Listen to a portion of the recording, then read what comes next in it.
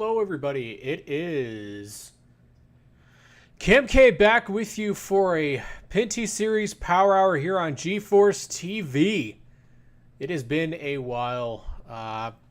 Not feeling the best for this guy right here, but we are back ready to talk about the NASCAR Pinty Series.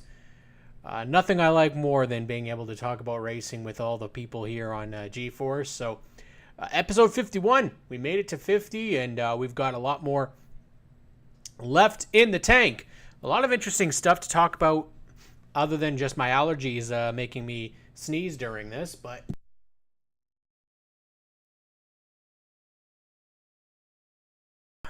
like that. We went to Eastbound Park, and shocking, Trayton Lapsevich won a race again. He and Marc-Antoine Cameron were the class of the field again. Well, actually not in this race as much. Kevin Lacroix really had the field sorted out in this one, but we'll break down a little bit about that race. We'll talk about a little bit about the Cup race, talk about the risks. We had a couple things happen closer to home this week, so we'd love to talk about a little bit about that. And then, of course, we'll look forward to Toronto. There could be a big field in Toronto, and this could be a really, really big deal, especially coming off of the Cup race. I think people are very excited as to how these types of races will work. I think it got a little bit more attention towards street racing for stock cars. And, you know, we've been doing it the longest. They like to claim on the broadcast that it was NASCAR's first ever race on the streets. That's not technically right. We've been running on the streets for years. And so definitely trying to get a little bit more of the word out about the Pinty Series. It does sound as well that Montreal is definitely on the table for next year. It's not official announcement yet, but there does seem to be a lot of steam behind those rumors. And that's exactly what we'd want to see. So we'll start off with Eastbound Park. Do a quick review. I didn't want to bring Regan on here tonight in case he's busy. Not feeling 100% there, Rick. It is we are. I'm not at 100% yet, unfortunately. Ended up going to Emerge last week, trying to figure out what the heck's been going on, and it does sound like we got some sort of condition going on here, possibly chronic condition. So it's taking a little bit of time to get that figured out, but you know, we're hoping to get back to the racetrack at Toronto. If not Toronto, then it'll be Peterborough for the Ontario Sportsman Series. Right now, still not feeling to that degree yet. A little bit of work still needs to be done, but yeah, I just want to thank everybody at Scarborough General. That was fantastic people, and you know, it. You know, we don't have a lot of time really until Toronto, and this championship is really started to heat up. Really surprisingly, though, following the penalties, no real change actually to the 96. I think people may have expected a little bit of a weakness. That didn't happen. Kevin Lacroix was the class of the field, and this race was, I think, Trayton Lapsevich's best race. His best performed race since he's been in the Pinty Series. Now, you have to put things together here. Trayton Lapsevich has been up front since he started the series, and that's not a question. However, a lot of his wins have come on the last lap or close to the last lap, and then the other wins where races where he ran up front the entire race, he didn't end up finishing it off. So we have seen complete races from Trayton, but I felt this was his best performance as a driver, his best performance, and the best performance of 22 Racing as well. 22 Racing, if you guys don't know, that is Scott Steckley, Kyle Steckley, the Steckley family. That is their race team. Now, Trayton Lapsevich, when he started this season, we didn't know if he was going to make it the full season. They did not have the funding. They still technically don't. He's been helped out by a fellow driver. We'll get to that in just a second. But this, to me, was everything that I want to see in a young star. And that is, the car was crap to start with. They were struggling. They had a hard time. They weren't running up front. They came down for multiple pit stops. Car just didn't seem to have it in it. And they kept fighting. And I think that shows they are really, really starting to gel. And again, this is something else that we've seen from Trayton Lapcevich, but now bringing in Jeff, I think Jeff has a really good clue as to what Trayton needs in a car. They have really, really good communication. And Trayton has said Terry Simpson was not the issue. They had a really good connection there. They got a couple wins.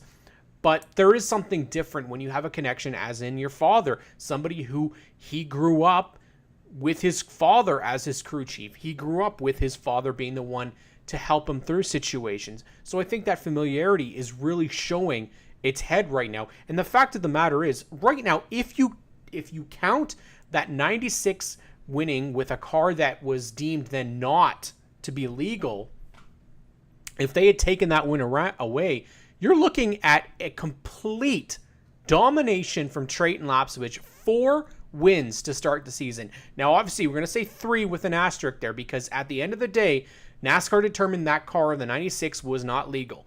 They didn't take the win away. In my opinion only, this is not from NASCAR, I feel that if you are deemed to have an illegal car, you should not be getting any points, which is what happened, but they still kept the win. I don't agree with that. I think the win should have been assigned to whoever finished in second place, which in this case was Trayton Lapcevich.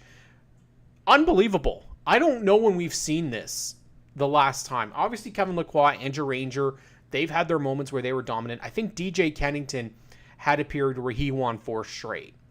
I think the total ended up being 5 straight in a season, and that was a championship season for him. So if Trayton Lapcevich continues on this route, and he very well could, I think his downsides are these races in Toronto, ICAR, GP3R, and CTMP. I think those are the ones. Yes, he won at CTMP this year. That's not a guarantee that he's going to do well at every road course race this year. Now, hopefully with Jeff Lapcevich, people don't remember, and it's sad that they don't remember this, but Jeff Lapcevich was a really good road racer. He had multiple wins on the road courses, including at Toronto, and also, not only in Toronto, but he also won at CTMP. So he's a guy that you would want to have leading the way there. And I love the combination right now. I think Trayton and his dad is a combination that is championship worthy. Now, if he does pull it off, if Jeff Lapcevich is able to pull off a championship with Trayton, he needs to be in the guy to lead the charge for Trayton in the future. Whatever that future is. We don't know where his future lies right now. Obviously, they need some full-time funding. That's the reality of the situation for Trayton, but he is making a damn good case right now that there's a lot of companies that could benefit from his partnership and the partnership with 22 Racing. Kyle Edgar, you are correct. I'm pretty sure it was Scott Steckley that won 4 in a row. I know he won the championships in a row. I don't know about the races. That's the only thing that I was questioning. How long before the 47, 17, and 74 flex some muscle? Well, I think, Rick, we got an indication of Kevin Lacroix at our last race. Kevin Lacroix led the most laps. He led 113 of that race. He was the car to beat for most of it, and they fell off. They had some problems, and then the car eventually kind of gave out. I don't know if Kevin Lacroix is the same Kevin Lacroix that we've seen over the past couple of years, but what they showed was definitely some promise. I think LP Dumoulin, the same thing at Eastbound Park, showed some muscle. Not the muscle that I would like to have seen, though. He's not at championship-esque level. I think LP can definitely get a win. The guy who I still wonder about is DJ Kennington. Rick, I love DJ. I really do. But that was something at Eastbound Park that I don't think we would have expected, which was a DJK mechanical failure not even 100 laps into the race. I don't remember the last time DJ himself has had a mechanical failure on an oval. Road courses, yes, I definitely remember that. But on an oval, I feel like it's been a long time. And this just, I don't know if he's just had too much on his plate, which is very possible. I mean, he had a large contingent of cars that he brought to Eastbound Park, You have to remember the 99 was worked on by him. It's a Larry Jackson car, but it was worked on by him, the 06 and the 11, plus his own car. So unfortunate that DJ had that, whatever it was, a part issue that they could not fix. Sucks. Middle stretch. That's where I think DJ is going to perform. Go out west. Because he was lights out west last year. He did fantastic at Edmonton and in Saskatchewan. So I really think that that's what he's going to need again. He just hasn't... It's right, Kyle. They really haven't had the DJ K Racing stable-esque run that we've been used to seeing. And that very well could be, maybe a difference of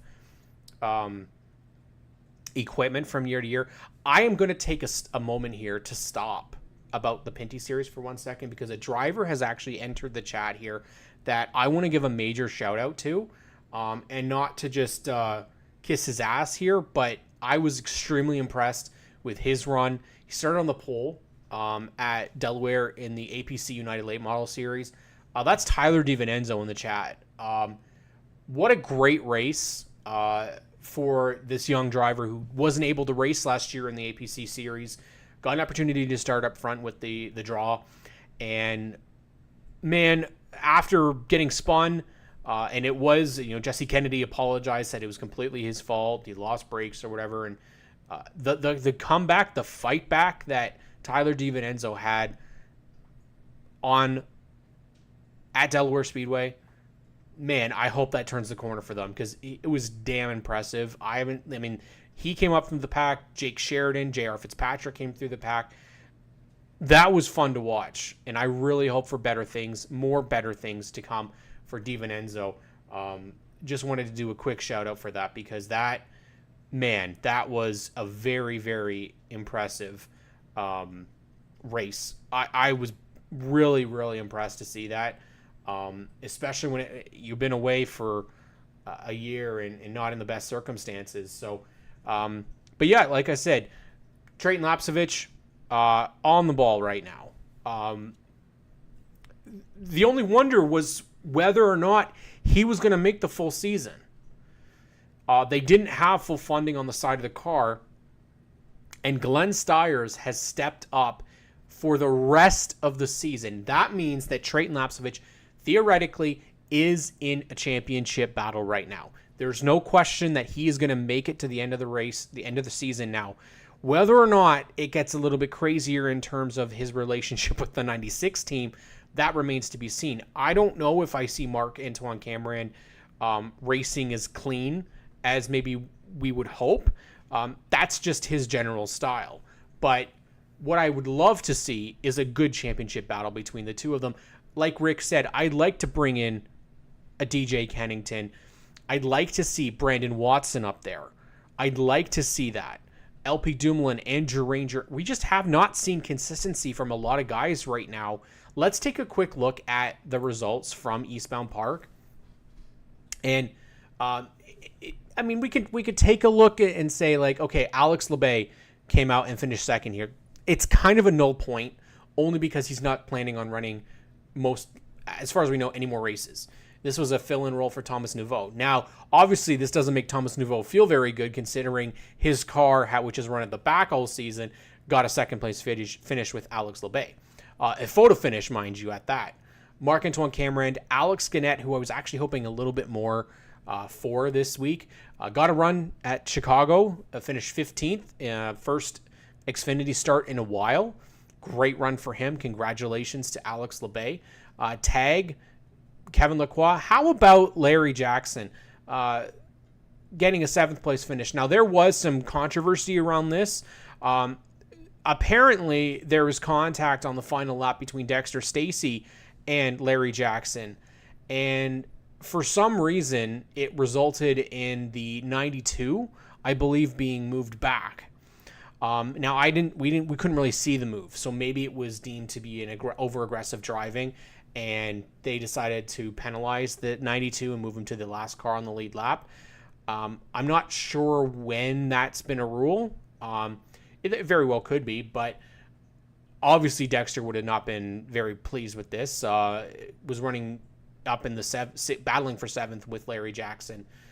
Jackson gets the 7th place position. LP Dumoulin faded. He was running much better throughout the race. Dexter Stacey, last car on the lead lap. Great run still for him. He's up in the point standings this year. And I have to give a call to Sarah Thorne. Absolutely amazing race for her. Yes, she may have finished 4 laps down. But last year she spun probably most of the time last year. She was the caution flag. Not a single spin this year. Very solid in the car, and she got an 11th place finish. Look how many spots she climbed. Climbed up from 20th place on the grid to 11th. Kept the car clean. A lot of other guys did not, and that's a great run for her. I'm very excited to see if she's going to be back with DJ next year and to keep improving. Malcolm Strawn, really tough race for the Jim Bray Racing team. Got up way too high. Where Malcolm I've talked with Malcolm about this, and Malcolm did say that he was expecting there to be a high line, but when he got there, it was filled with gravel and it made it slippery. And he did get a lot of meme-worthy content. He was retweeted by NASCAR Pinty series, by NASCAR on NBC with the Tony Hawk look. It just sucks because he got all the way there. It was a late flight for him and only made it 4 laps. It wasn't the actual hit in the wall. It was actually coming off the wall, broke a spindle. They were done for the day. But Malcolm had been running in close to the top 10 in points, so I'm not sure what the next couple of races will look like for him. Hopefully Toronto is on his schedule. Jim Bray's really got a question mark on that 98 car because we don't know financially where they are in terms of drivers. Donald Teague, another rear end problem for the 80 car. 57 laps. He was the pole sitter. He's got to be frustrated. Danny Benedict was down there helping that team out. The McCall team has been working so hard to try and do well, and they had another issue. DJ, an engine issue. When's the last time DJ Kennington had an engine issue? Owen Groves deserves a definite. Riegser's here in the chat talking about Thorne, Collins, and McFarland all fell short of the top 10. It sucks, too, because they were all worthy of running up there, Riegsy. But Owen Groves was the guy who shocked me in that Larry Jackson 99. Was not fast in practice, yet was able to get up ahead of names like DJ Kennington in qualifying. Qualifying ahead of a guy like DJ Kennington's got to be a shot in the arm for him. I don't know much about Owen, but I was very impressed with the run that he put in. Unfortunately, they weren't able to run very long before they had mechanical problems. Andrew Ranger, same song. Unfortunately, WMI, I feel if they can just get the monkey off their backs, they'll finally have some good runs. I mean, Glenn had a better run. Until he got spun, Glenn was probably going to be a top 10 car. Glenn Stiers finishing up in 14th place. Wayne Hanlon Jr. for an adventurous race, if there was one. Wayne finishing 15th, spun, I think, 4 or 5 times. But, man, I work with that guy putting that deal together and put him in contact with DJ Kennington a year ago. And to see that kind of happen, man, what a thrill.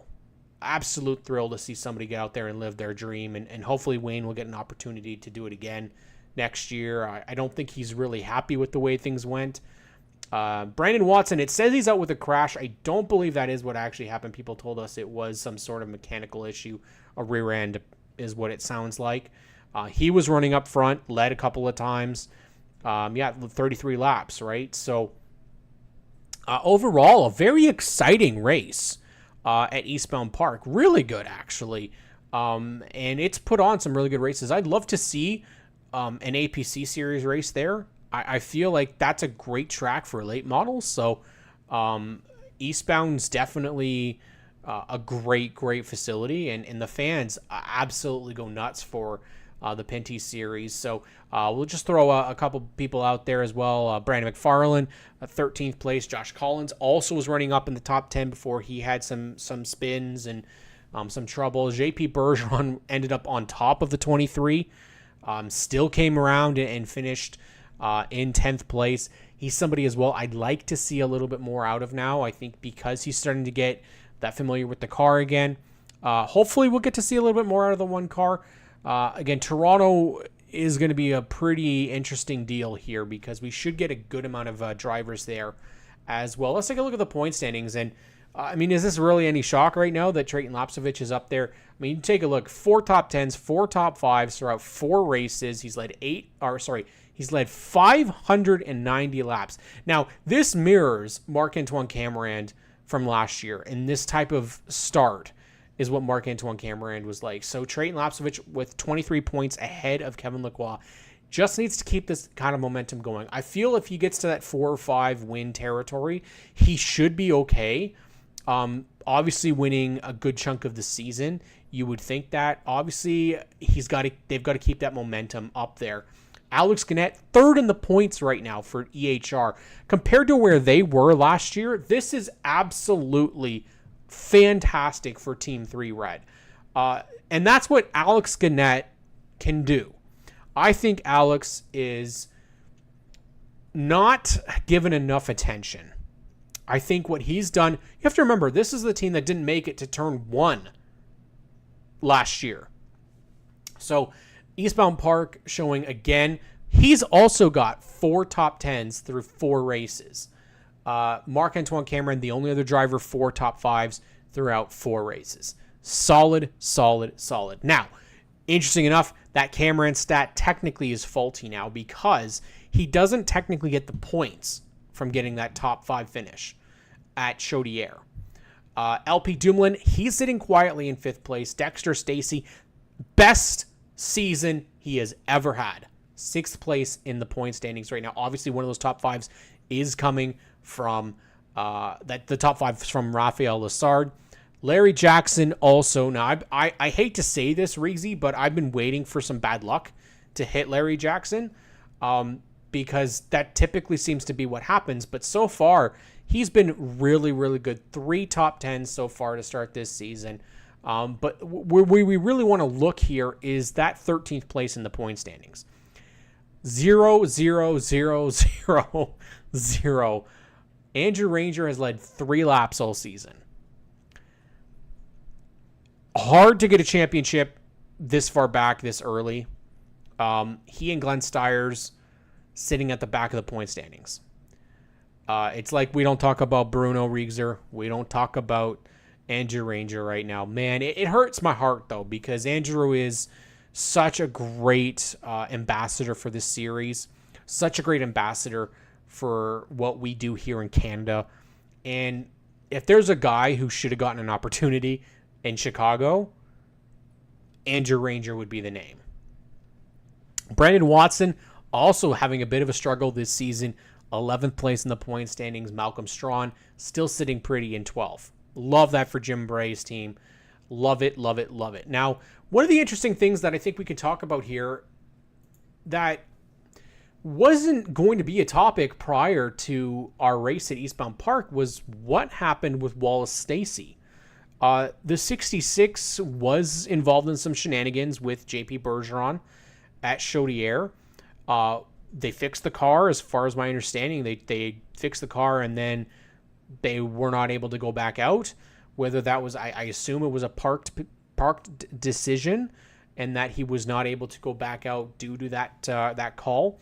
But then did not make the trip to Eastbound Park as a driver. He was there, took part in the screeching and those festivities. However, just was not a part of the race. I've got to wonder if Wallace is going to be back at all. Hard to say. I don't know how much. Wallace was doing this for fun, and if it's not fun for him anymore, then I definitely understand the decision to maybe step back. I think there's some other guys that we will see in our next race that should be fun to watch. But for Wallace himself, I kind of want to say that, I appreciate that he's come in and He's given it his shot, but if he's done, then all the power to his decision. I love seeing family racing out there. Whether it's a Team 3 decision, whether it's his decision, we'll have to find out. But our entry list in Toronto should be a pretty good one. I think we're looking probably at, I want to say the high 20s again.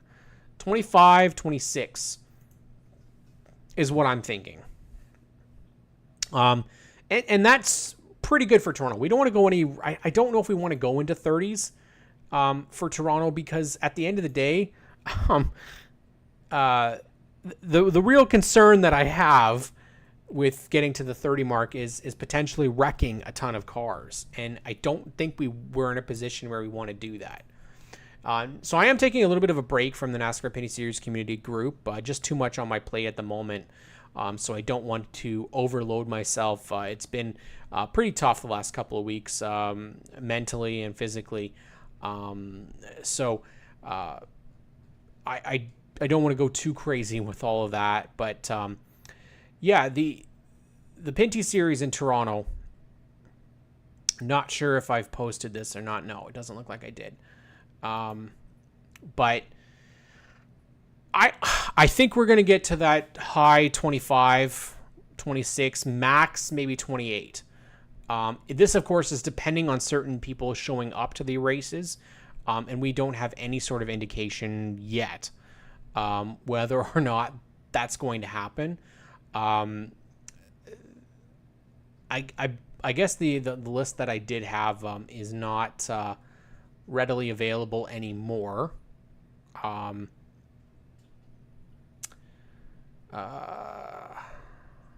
Might be around that same time. I'll take a quick look here. Doesn't appear so. Here we go.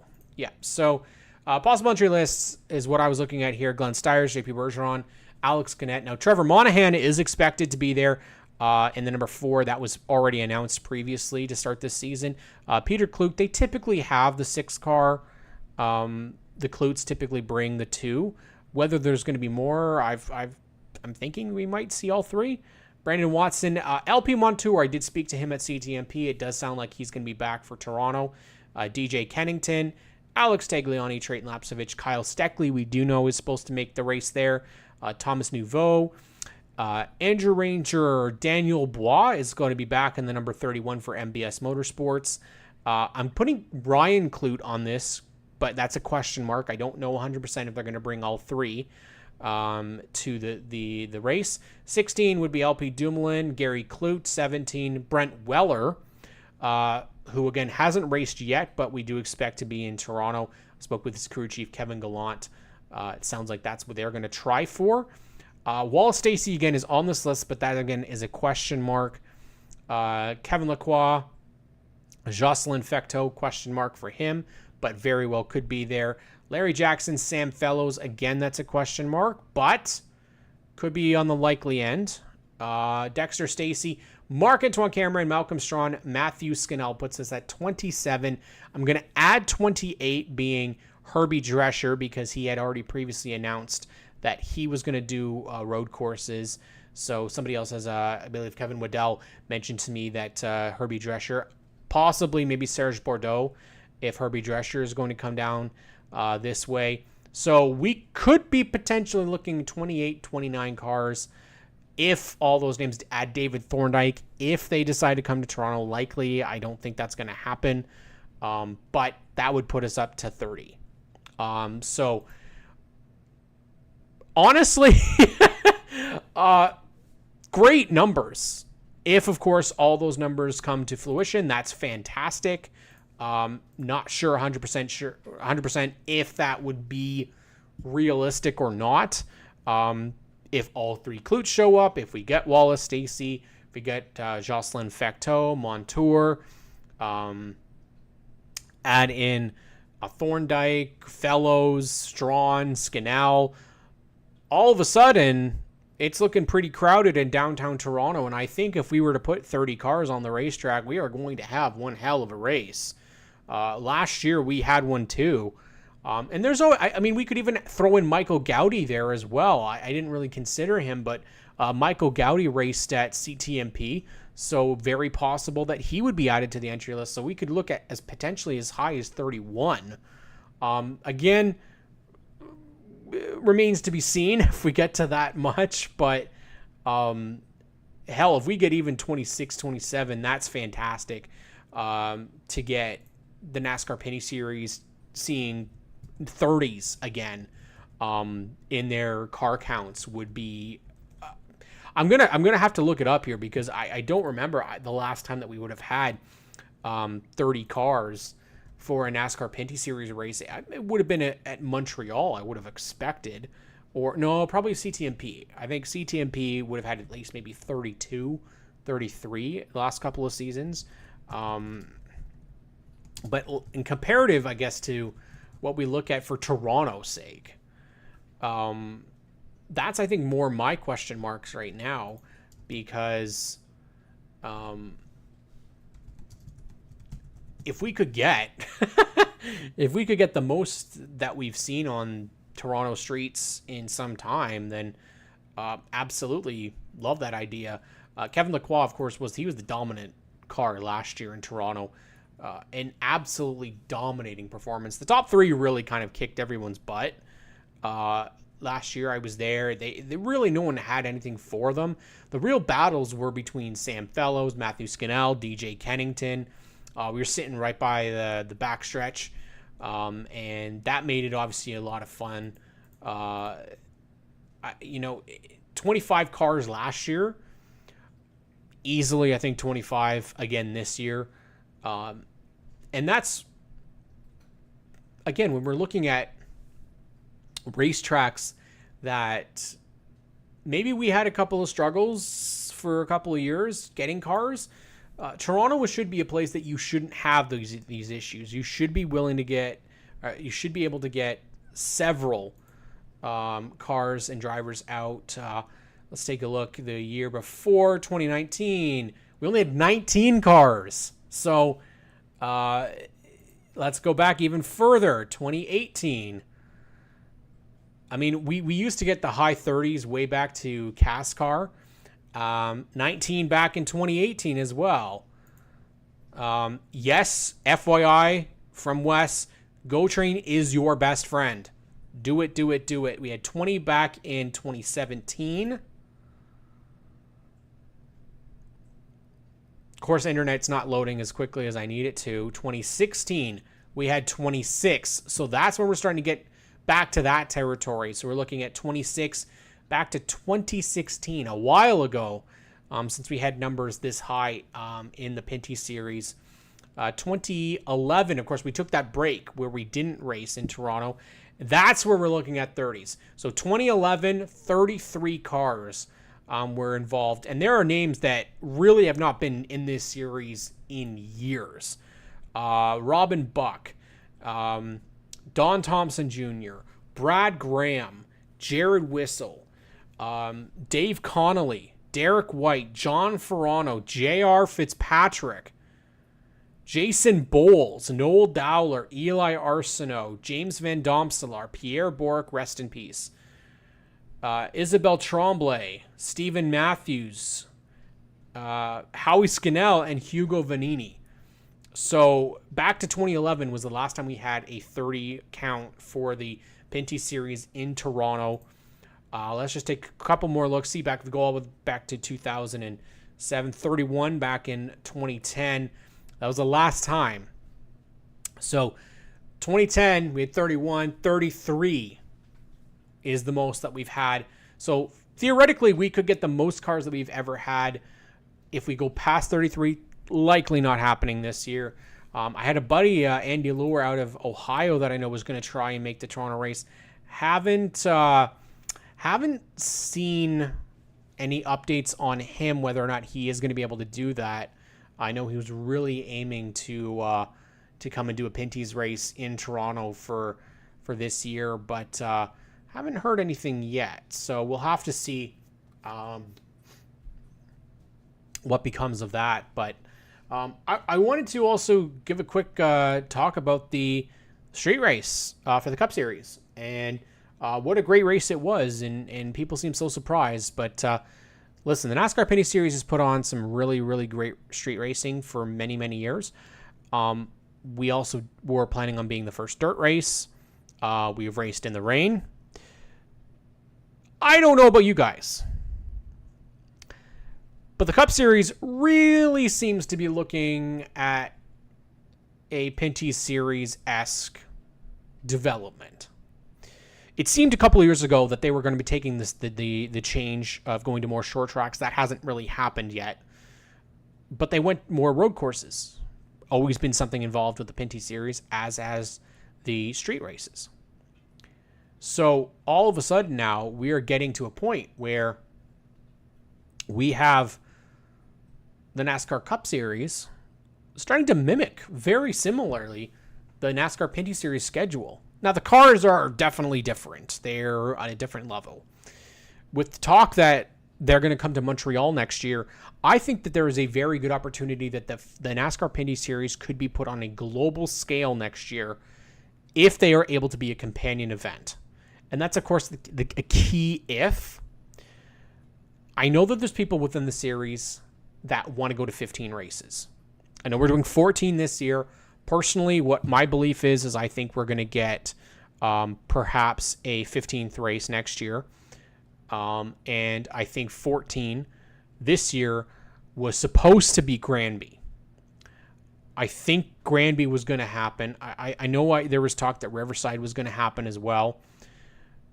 And maybe something else was coming out.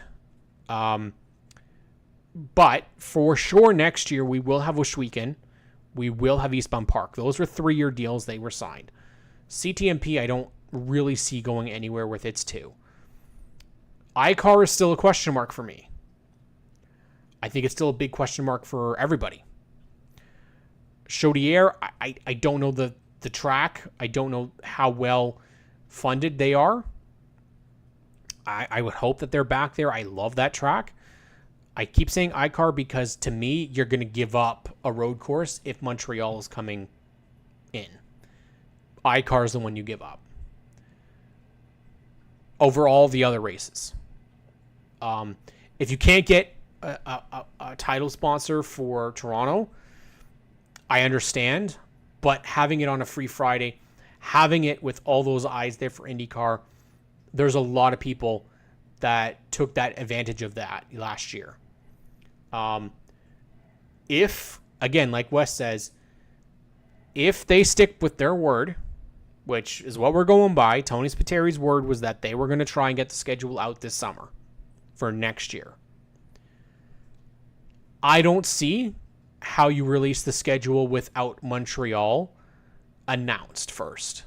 I think that would need to be released by the Cup Series first, and we would be kind of announced with that. I think Granby is going to happen next year. I think it just didn't happen this year. That's why we got 2 Washweekend races.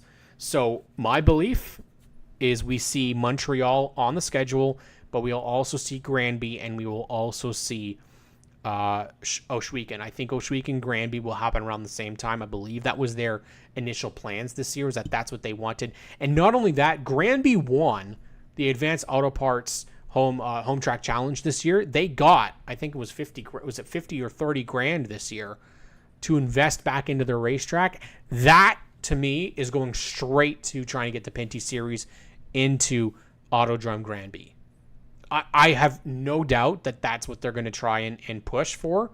And whatever barriers were blocking Granby getting on the schedule this year, I think are going to be broken down, and they will be on the schedule next year. Too many people told me it was happening this year, so I can't see it not happening next year. Riverside, I don't have as much faith in, only because from a financial standpoint, I don't know how doable it is. I don't know how much revenue the track brings in. That would be enough to have a Pinty Series race. Now, things are still looking positive for us in the Pinty Series. However, all of a sudden heading into a big market like Montreal for a huge weekend potentially with the Cup Series, I don't know if they bring the Xfinity Series with them. I think it's kind of been the major idea was that they would do it just Cup Series by itself. I would personally think that they should bring a second series and also have the Pinty series. I think you have 3 divisions. Pinty series be a highlight potentially on the Friday or do it the race before the Xfinity or the Truck Series. I don't really see the Truck Series being the option though. The Truck Series, they don't have the revenue like the Xfinity teams do. So I would like to see it where Saturday morning, it's the Pinty Series race. Then you have the Xfinity Series race. Then you have the Cup race on the Sunday. Whether or not that actually would happen, I don't know. But that to me is how you build a big ticket. And I'm telling you, you are going to have people coming from across Canada for that. Xfinity and Trucks to Toronto if we cannot get the Cup race. Rick, I actually think we're only getting one. I don't think that they're going to do a combination split. I like the idea. I've also heard rumblings about Xfinity going to GP3R. Now that was rumblings months ago. If that were to happen, sign me up because I love GP3R. It's one of my favorite racetracks that we go to. But I think we're in for, listen, there are a lot of things that I really want to say here. I felt that 2023 was setting up.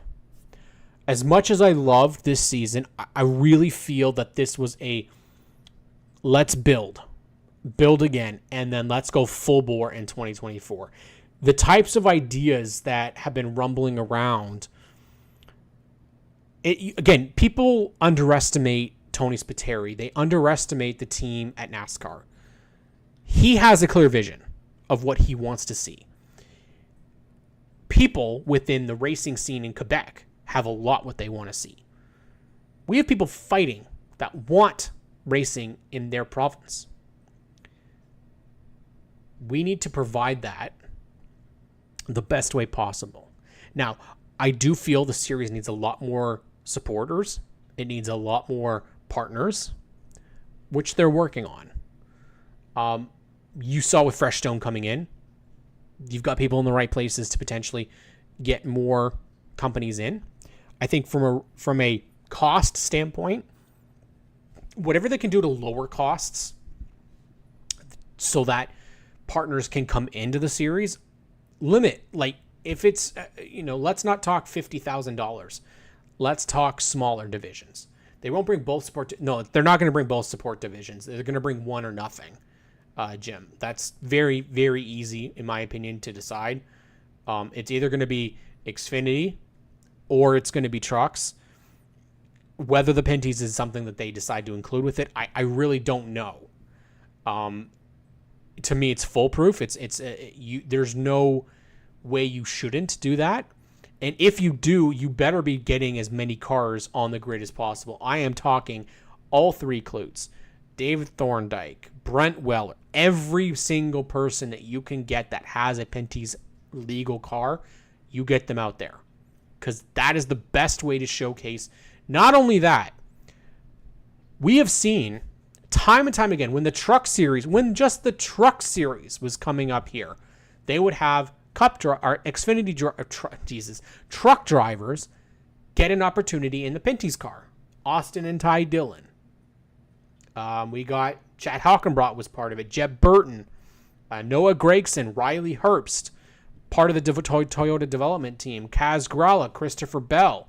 We saw a lot of big name stars. So is it completely out of possibility that if the Xfinity Series does not come, the Truck Series does not come, but the Pinty Series is running, that we get a Kyle Busch, that we get a Kyle Larson? I don't think it's out of the realm of possibility. The money that some of these guys would have would be phenomenal. You can't tell me Team 3 Red or DJ Kennington 22 Racing would not be willing to put Kyle Busch in one of their cars. And if you're telling me that Kyle Busch gets in one of our cars, absolutely loves it, you think he's going to keep his mouth quiet? No. He's going to talk about how amazing these cars are to drive. or how fun this series is. There's a lot of potential for a Pinty Series show with the Cup Series.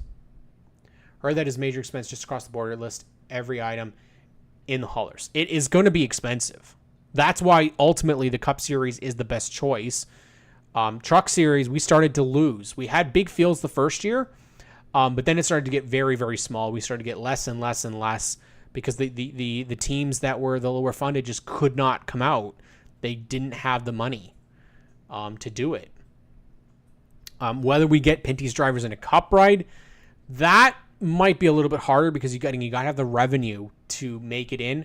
I could see like a JC Paillet putting together and getting a Marc-Antoine Cameron or Andrew Ranger into the Cup race. I could see that with like Rick Ware, with there's history there. So yeah, Norm Benning did it. There you go. We have a lot of options for next year. I really feel that if we're going to build to next year, this is the way we do it. If you have a great show in Toronto, like I said, this was the most watched NASCAR race on NBC since 2017. The Chicago Cup race is hot because it's new, it's fresh. God forbid we did something fresh and new, and it got interesting. Same thing with the All-Star race. Same thing with the Clash. Believe it or not, doing things differently and adding some variety, some change, brings a lot of eyes to it. We got it the same when we went to the Oshweekon race last year. We had a ton of attention because it was the first time that we did it. Do I think that it's going to be the same this year? Probably even more, honestly. But I think Glenn Stiers has relationships with Kyle Larson. I would not be shocked to see Kyle Larson in a Pinty's car at some point. Especially if we go to Montreal, I think WMI would put Kyle Larson in his car. You think Dave White wouldn't want Kyle Larson in there? Just the fact of just think about all the different names that different franchises, different teams would want to put in. Trackhouse Racing putting in a Daniel Suarez, or even Justin Marks himself, Ross Chastain. All of these names could potentially have opportunities if we all market and we get together and are part of the Montreal deal. Again, if it's all together, I see things as the most successful weekend that we have seen in this series' history. Dating back to CASCAR. CASCAR used to put on, if you guys remember, the Canada Day Shootout at Cayuga Speedway. Tony Stewart, Matt Kenseth, Johnny Benson, Ken Schrader, Jeff Bodine, Kenny Wallace, Sterling Marling, Dave Blaney, I think Michael Waltrip did it once, perhaps. The names were endless, and they came in, they ran cars that looked exactly like their Cup cars. Some of them didn't have the sponsorships didn't transfer over, but if I'm not mistaken, Kenseth drove a DeWalt Ford. We had Johnny Benson in the Valvoline Pontiac. We had Tony Stewart in the Home Depot Pontiac. We had Jasper Engine 77 Ford. We had a Mopar. What was it? We had a Mopar Dodge for Ted Musgrave. So this is where we could get really exciting here. For me, there's a couple of names that I also want to see. I don't know if Gary Calling is referring to this, yes, and Junior. I hope he's referring to, and JR. I think he's referring to JR Fitzpatrick. Hopefully, because that's somebody else I want in this race in Montreal. There's a lot of names here. Odell Sr. and Jr. both raced.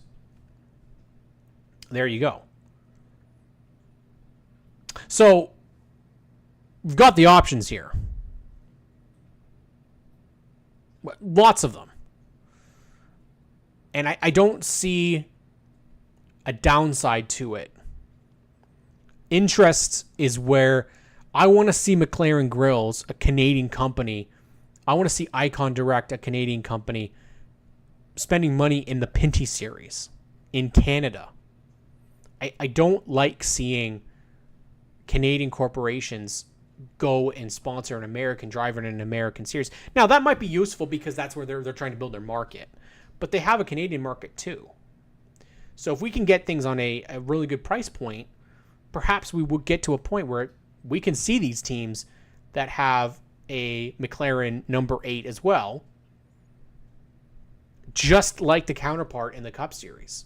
It was one of the bigger attractions to me when I was watching NASCAR as a young kid, was that we had our own sponsors, but we also had some guys that had cars that looked exactly like their Cup Series counterparts. Pete Vanderwist and Brad Jacques, and they had the 99 Excite Batteries car. You had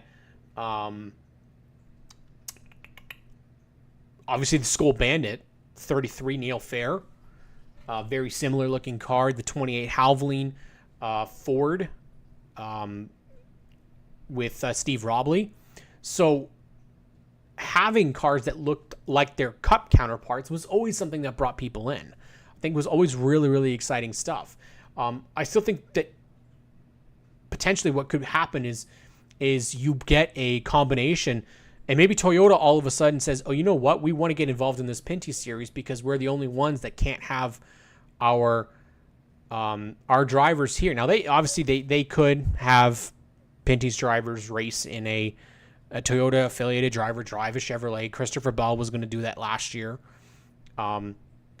Again, we still don't even know what's going to happen with Oshweekend yet. We don't know if potentially we're going to get Cup Series stars on the Monday and Tuesday. I mean, Kyle Larson is, again, one of the names that's been floated out there. I think Alex Bowman is somebody that you could potentially look at. Ricky Stenhouse Jr. out there. Obviously, younger names like Harrison Burton, definitely a possibility. So I absolutely love the idea that, and with Todd Lewis posting that you're going to see, I think he said, see you in Montreal next year, on one, he commented on something. And if Todd Lewis is posting that, then I would feel very confident that it's going to happen. I just hope that we are included in it. Alex Labbe, Alex Gannett, Dexter Stacy, all out there in Chicago last week. Fortunately, Dexter did not make the race. He did have a harder sell to try and make it in. The MBM cars, not typically as strong as the DGM cars, RSS cars. Alex Gannett looked pretty good, showcasing us for 15th place. Again, we're looking at DGM cars, so we haven't even gotten the opportunity for these drivers yet. I think if you put them into a Penske, like what we saw with Alex Tagliani, you would see some of these names perform very, very well. We've seen it before when Andrew Ranger finished third in Montreal, driving for the, I don't even know what the team name is anymore. I think it may have been TriStar, maybe the 11 Incredible Pizza car, way back when. And he finished third. Patrick Carpentier for the Fitz Bradshaw team, the number 22, finishing second in Montreal. We've seen that the talent is there. Now, to me, obviously, Trayton Lapsovich, Marc-Antoine Cameron, those are your names that you need to see if they're going to have an opportunity to have either an Xfinity race, truck race, Pinty series. I think, Ron Fellows, exactly a perfect example there. And I mean, I've said before that I really would love to see what we've seen before. We had that Go Fast Racing Canada, which lasted, Rick Ware Racing, which had both of these lasted, I think, one season.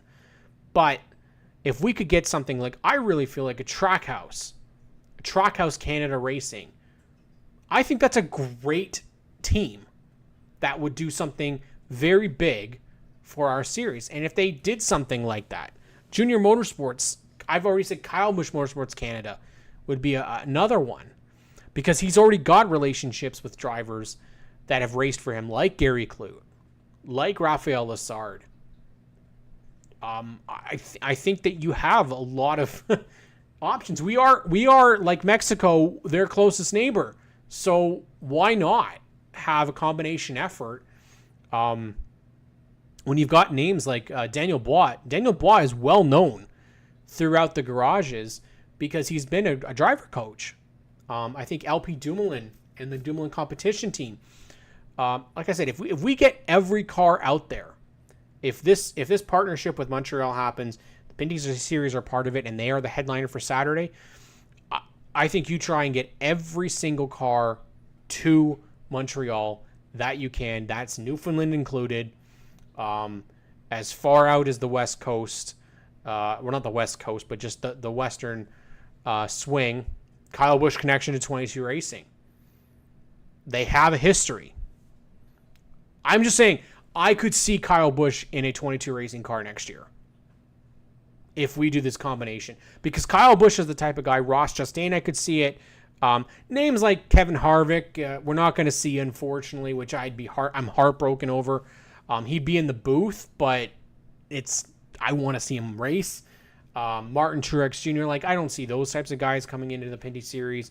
But those younger names, Ty Gibbs, absolutely would be somebody who you could come in. Noah Gragson has already raced these cars. Lots of names could be potentially linked. And I just look at this and go, AJ Allmendinger, Cowlick Racing would be another one that you could easily see them partnering with a Team 3 or a 22 Racing as well. The Chevrolet connections, you could see it even with the Paillet Racing team. You've got connections there with Ron Fellows and Sam Fellows. So all of a sudden, you could see McCall Racing putting an extra car out there. You could see White Motorsports. And all of a sudden, we're not looking at 22 cars potentially at Montreal. You could be looking at 40 cars, which would be phenomenal. Montreal was a track where we used to get 40 cars, and we had to send cars home. It happened where we had cars that did not qualify. I love this talk. This has been a great return. Episode 51. Lots of excitement as we head to Toronto. Lots of people that I want to thank each and every week. Spencer Mullen, Clinton Jeffrey, Adam Ross, Greg Calnan, the team at GeForce TV. They do an amazing job. Great broadcasts out at Delaware Speedway this past weekend. Great racing. I want to make sure you guys come back, subscribe, share, follow us all season long. Also, of course, got to plug my own podcast back there, the Stickers and Scuffs podcast. We'd love to have you. Lots of stuff to talk about, but that is it for tonight, episode 51 of the NASCAR Pinty Series Power Hour. Hopefully, I will be there in Toronto. I'd be there on the Saturday the Friday only for the Pinty Series. That's all I do. But I don't do the IndyCar deal. I'll watch that at home. But definitely I'd be there for the Pinty Series on the free Friday. Love free stuff. So have yourselves a great week, everybody. We'll be back next week, and then we'll definitely dive more into the lead up to the Toronto race on the Friday. So enjoy, everybody. Have yourselves a great night. We'll catch you all next